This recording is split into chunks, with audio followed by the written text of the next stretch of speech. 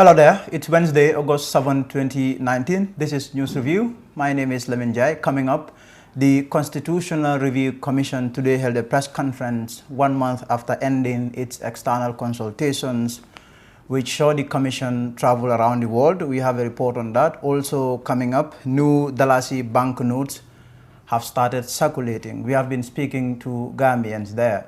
But first, we will do the papers, and I will start with the Standard newspaper. The Standard today is reporting that victims react to Jangula's release. Journalists tasked to be upright as GPU validates code of conduct. Also on the Standard, Supreme Court dismisses murder convicts appeal, affirms death sentence. Also on the Standard, Khalifa says people should speak to leaders about future of Gambia. But the lead story on the Standard is saying that OJ, 3 years agreement imposed on Barrow. So we will look at some of the stories on the Standard. We'll go with the lead story first. The former Secretary General of the People's Progressive Party, Omar Jallow, has said that the coalition 2016 agreement was imposed on President Adama Barrow because he was never part of the formation of the political grouping. What I want to say is that the 3-year agreement was not something proposed by President Barrow. We imposed it on him because he never attended a coalition meeting as he was not a member of the coalition or the coalition executive, OJ said in a Star FM interview to be aired this morning, which aired this today, Wednesday. The former minister, who was until recently the most vocal advocate for Barrow to step down after 3 years, said although he would have still resigned as minister after the 3 years, if he was still serving in government, he would now recommend for President Barrow to complete the 5 years mandate by the Constitution if that is in the interest of the Gambia.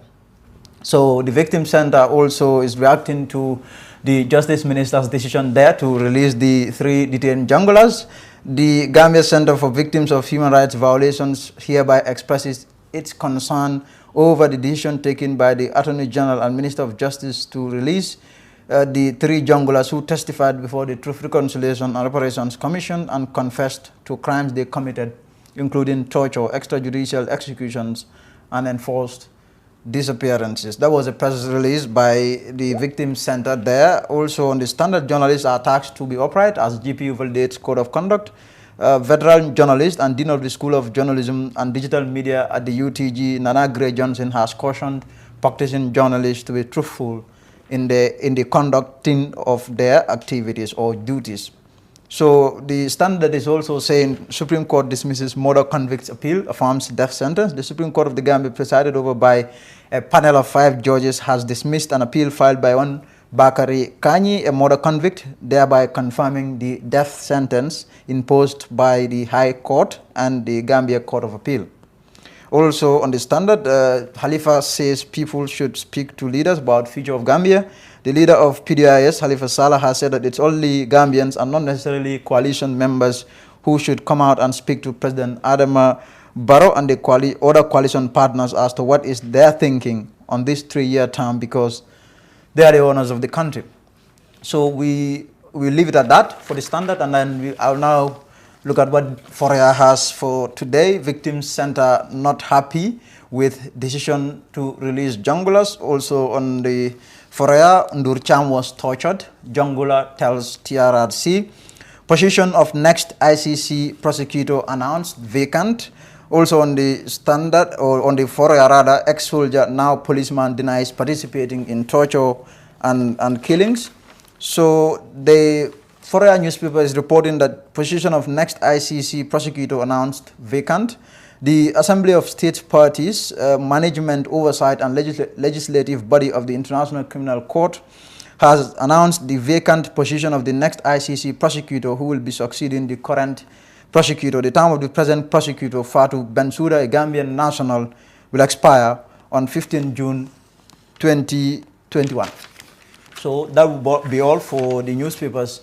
We'll move on to our first story. The Constitutional Review Commission today held a press conference where it shared with journalists the key issues that Gambians want to see in the new constitution. Jaka Sise Jada was at the CRC office in Kotu where the press conference was held, and she came through with this report.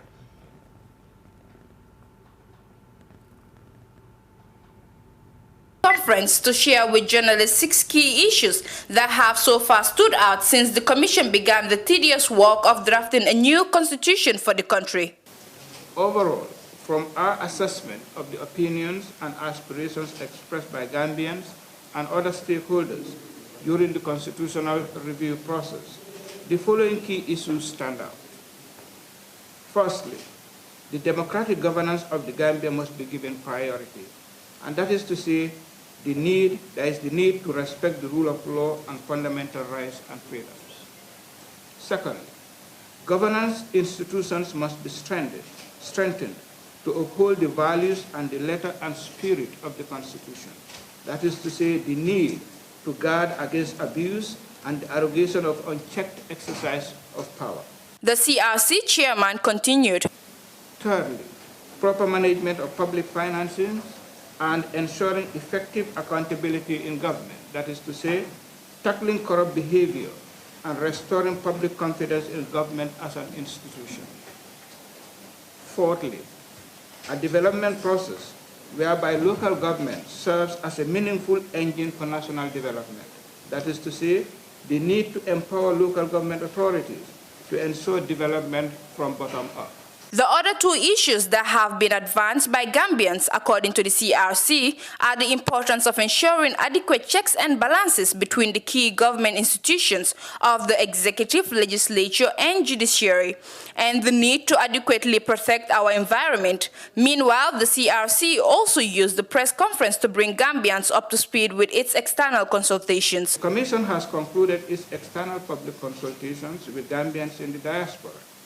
This has brought us essentially to the end of the CRC's process of canvassing and receiving opinions from the public with regard to constitutional reforms. In Africa, the CRC meetings were held in Senegal and Mauritania. In the Middle East, the meeting was held in Saudi Arabia. These meetings were undertaken in late April and early May 2019. In Europe, the CRC engaged Gambians in the United Kingdom, Germany, Sweden, France, and Spain.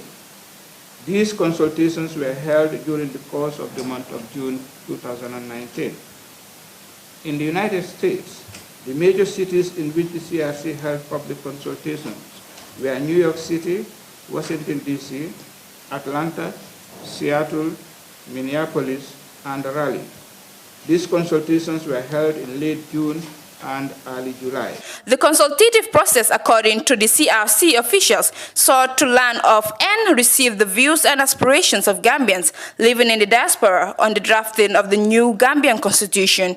Jack Asisi reporting for the Fatu Network News Review.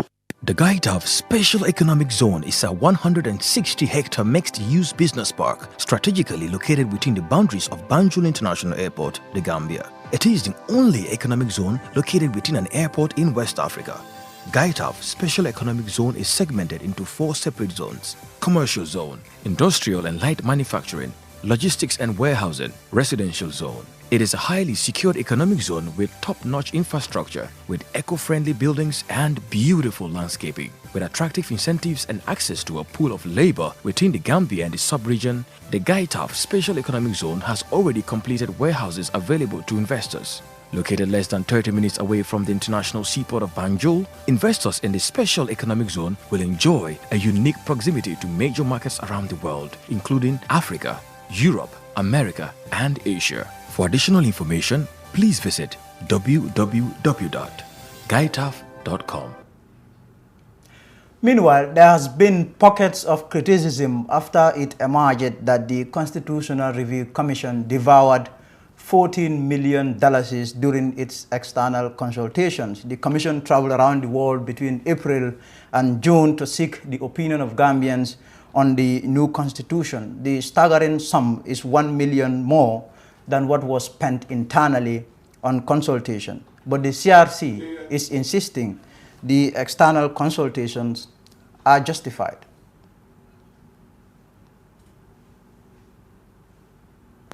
So you are talking of the difference of about just $1 million between the between the internal consultations and the external consultations. So you can draw your own conclusions. as to whether it was really worth the exercise. And I can tell you, when you make that analysis yourself, do it in a way that will include opinions from Gambians in the diaspora that have participated. And I'm emphasizing that have participated because we've seen a lot of criticism, and nothing wrong with criticism, but a lot of criticism of the external consultation process from persons who have to date not contributed a single word to the CRC process. Nothing at all. So why should we stop other Gambians from benefiting from the relevant platforms to engage with us and contribute ideas to the constitutional review process? yow mi nekk America wala Europe wara yónnee mobile muy jël ay weer Smartphone House ñëw pour rek noppal leen looy def rek mooy nga def payment ñu deliver phone bi tey. Assalamualaikum. Waalaikumsalam. Man de sama jëkkër moo ma boole ak yéen. Mohamed Ndiaye. Mohamed Ndiaye. waaw Sweden. maa ma waxamoon tey si suba. waaw daf ma call suma téléphone bi yaaxu mu ne ma demal Smartphone House. ma ne ko waaye loolu gaaw na ni mu ne ma demal rek. moom utal na la fi benn.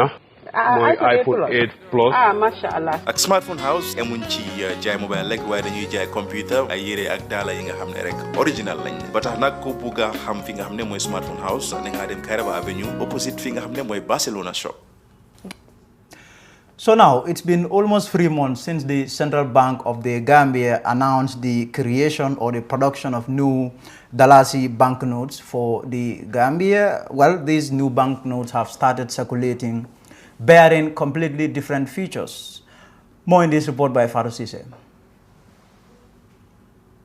The new banknotes started circulating on Monday, August 6th, and mixed reaction has trailed the development. Well, actually, I don't think it's a good thing, actually, because if you look at it, we actually spend a lot of money, we actually spend a lot of money in order to print out those notes, so I think that, the government actually, they should look into other things rather than actually printing out this money.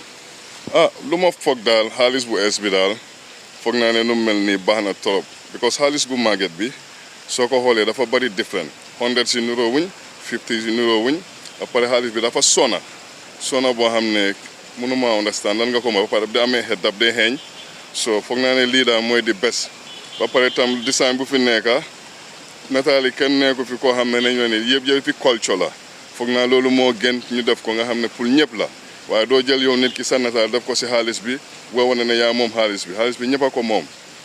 Actually, this is quite independent. It's better than the last one, because the last one is not very nice and it's all mocked up all the time. But this one look very good and it's quite independent. You see a lot of Gambian people in there. It's original for Gambians. You don't have nobody's pictures in there. It's just Gambian people in there. Clean and nice, and it's okay. Yeah, it's a good idea because one person had in the money. Ajame is out now. We don't need to see him there. I think it's a good idea. San ende fanya asoro mbulo kono $100 I think is important pour nga kodi ko soro because nga kodo men soro nun jam before abaka mo la symbolize because ne ajibe na former president wala face budget and nga mero manke good sign nak pour ka former president soro ila kodo bala me alon ko is a national property here. So I think it's good that now we having a new note. Halis jarut ñu fa def ay natali president ak yoy because do fi nekk be faw. So, niñ ko defé né mom is cool. Kodo kuto ñi abeteda bakele. So, komi Gambia fanang ye min soto ten ye kulu bale soto. Me alon ko ne ma soto. Mo ma miran fo Gambia fanang ibena kanyin kodo soto. So, abeteda bakele. It was in May this year when the Central Bank of the Gambia announced that the country's currency, the Dalasi, will no longer bear former President Yahya Jammeh's portrait. The Apex Bank said at the time the Dalasi currency will now bear features that are representative of the Gambia. The features include various bird species in the country and the historical sites. The new banknotes in circulation include the $5 Dalasi, $10 Dalasi, $20 Dalasi, $50 Dalasi, and $100 Dalasi bills. The $200 Dalasi bill is not yet in circulation. The $25 Dalasi bill has been scrapped. For the Fatu Network News Review, this is Fatu Sise reporting.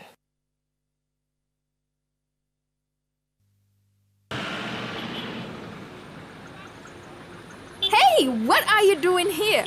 I'm going to replace my AfriCell 3G SIM card. Why use a 3G SIM card when you have a 4G phone? Replace your 3G SIM card today for the real AfriCell 4G SIM and receive 1 GB of internet data for free. Really?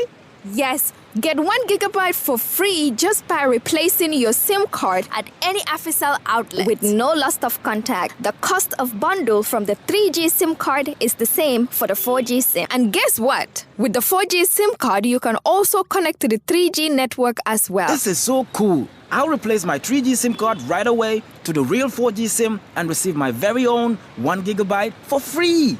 From AfriCell, it's always real and it's for free. Where AfriCell goes, no one has the speed to follow. Guarantee Trust Bank has donated $5,000 to SOS Children's Village. The foremost bank held a check presentation ceremony at its head office on Kairaba Avenue, presided over by its managing director, who said the funds are meant for upkeep of the GTB house at the Bakote village. More in this report. Today we have a presentation of items that would be giving out to customers. And on top of that also, we have an amount of $5,000 that will be presented to SOS the Gambia today. This is an annual contribution that is made towards the Guarantee Trust Bank house at the SOS village. I'll invite Mrs.